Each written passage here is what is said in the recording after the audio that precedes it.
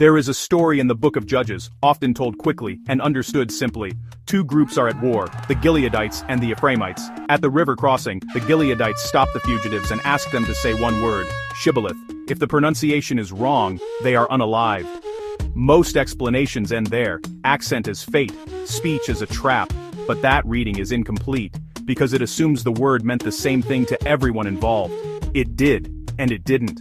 Without a Yoruba vowelization of the word translated as Shibboleth, one assumes the Gileadites were using a mere word test, a tool, a sound check.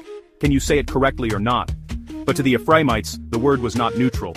The request was heard differently. When spoken in its biblical, properly weighted form, the word does not just function as a label, it also functions as an oath. It is not merely spoken, it is invoked.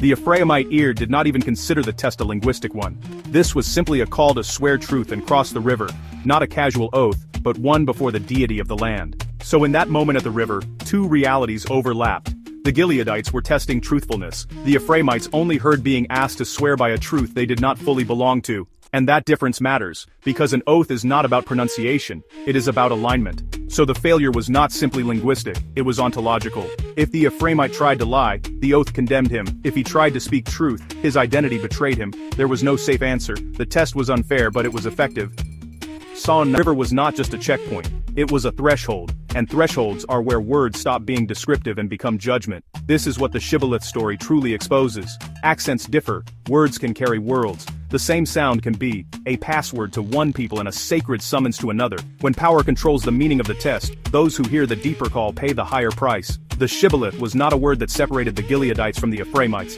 The two sides were under one umbrella, shared deity, shared land, and shared law. The Ephraimites were not judged by what they said, they were judged by what their saying invoked. The Ephraimite warriors tried to save their lives by oath and were executed by the Gileadites for that oath. They had invoked the Lord in vain. That is why this story still matters. What is the word and oath that 42,000 Ephraimites fell by? It is Osha Ibo Ile Otu, the deity of the land of Utu. The Ephraimites pronounced it as Osa Ibo Ile Otu, and they fell for it. Osha Ibo Ile Otu is the same biblical deity translated as the Lord of Sabaoth.